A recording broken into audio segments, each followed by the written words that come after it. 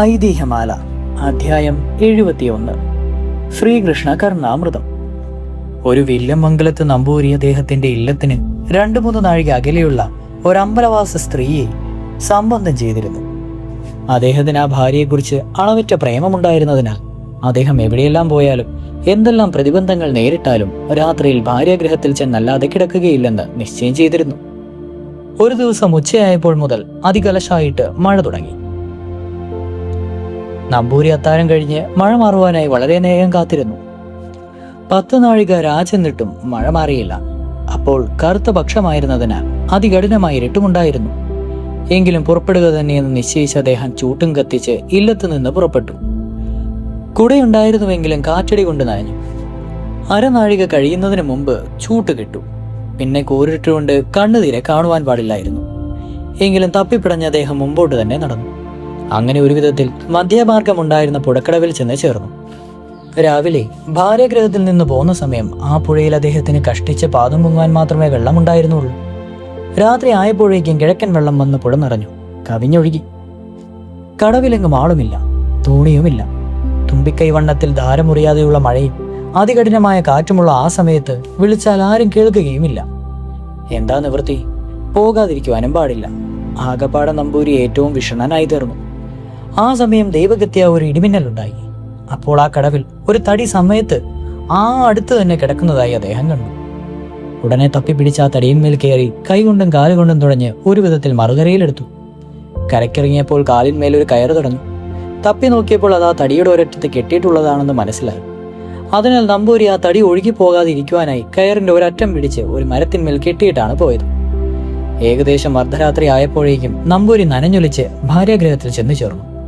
അപ്പോൾ നമ്പൂരിയുടെ ഭാര്യ ഉറങ്ങിയിട്ടില്ലായിരുന്നു. അവർ വിളക്കകത്ത് എന്തോ ഒരു പുസ്തകവും എടുത്ത് വായിച്ചുകൊണ്ടിരിക്കുകയായിരുന്നു.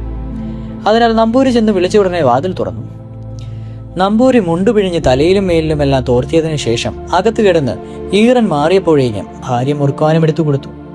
നമ്പൂരി മുറുക്കിയതിനു ശേഷം അന്ന് വഴിക്കുണ്ടായ കഷ്ടപ്പാടുകളെല്ലാം വിസ്തരിച്ച് ഭാര്യയെ കേൾപ്പിച്ചു.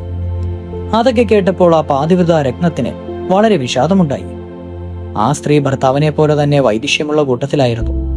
നമ്പൂരി വർത്തമാനമെല്ലാം പറഞ്ഞു കഴിഞ്ഞപ്പോൾ ആ സ്ത്രീ മുറിക്കകത്ത് ഭിത്തിയിന്മേൽ ആണി തറച്ച് തൂക്കിയിരിക്കുന്ന ചിത്രപടത്തെ ചൂണ്ടിക്കാണിച്ചുകൊണ്ട് അവിടേക്ക് അടിയനെ കുറിച്ചുള്ള ഏകാഗ്രചിത്വം അങ്ങോട്ടേക്കായിരുന്നുവെങ്കിൽ ഇതിനു മുമ്പ് സായുജ്യം ലഭിക്കുമായിരുന്നു.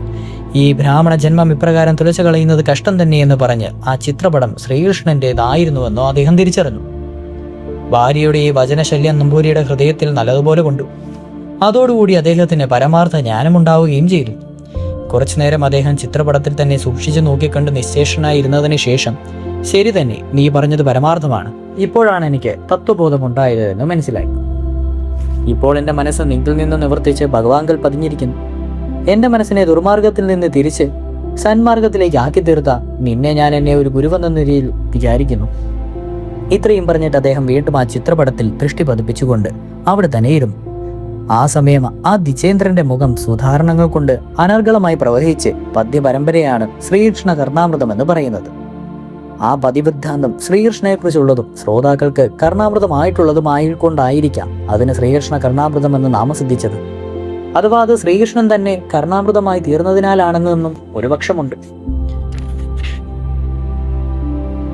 നമ്പൂരി ശ്ലോകങ്ങൾ ചൊല്ലി തുടങ്ങിയപ്പോൾ അദ്ദേഹത്തിന്റെ ഭാര്യ അവയത് എഴുതിയെടുക്കുകയും, എന്നാൽ നമ്പൂരി ചൊല്ലിയ ശ്ലോകങ്ങളെല്ലാം ആ വിദൂഷി എഴുതിയെടുത്തില്ല. നമ്പൂരി ശ്ലോകം ചൊല്ലി തുടങ്ങിയപ്പോൾ ആ ചിത്രപടം തലകുലുക്കി തുടങ്ങി. എന്നാൽ ചില ശ്ലോകങ്ങൾ ചൊല്ലിയപ്പോൾ തലകുലുക്കിയില്ല. ചിത്രപടം തലകുലുക്കി ശ്ലാഘിക്കുകയായിരുന്ന ശ്ലോകങ്ങൾ ആ സ്ത്രീ എഴുതിയതുമില്ല. ശ്ലോകങ്ങളുടെ രസികത്വം കൊണ്ട് ഭഗവാൻ സന്തോഷിച്ചതാണ് ചിത്രപടം തലകുലുക്കുന്നതെന്നും ചില ശ്ലോകങ്ങൾക്ക് രസികത്വം മതിയാവഞ്ഞിട്ടാണ് തലകുലുക്കാത്തതെന്നുമായിരുന്നു ആ സ്ത്രീയുടെ വിശ്വാസം. ശ്രീകൃഷ്ണ കർണാമൃതത്തിലുള്ള ശ്ലോകങ്ങൾ മുഴുവനും ചൊല്ലിക്കഴിഞ്ഞതിന് ശേഷമേ നമ്പൂരി ആ ഇരുന്നിരിപ്പിൽ നിന്ന് എണീറ്റു.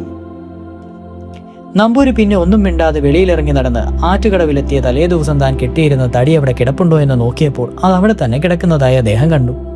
പക്ഷെ അതൊരു മനുഷ്യന്റെ മൃതശരീരമായിരുന്നു. അപ്പോഴാണ് താൻ ശവത്തിന്മേൽ കയറിയിരുന്ന് നദീതരണം ചെയ്തെന്നുള്ള പരമാർത്ഥം അദ്ദേഹത്തിന് മനസ്സിലായത്.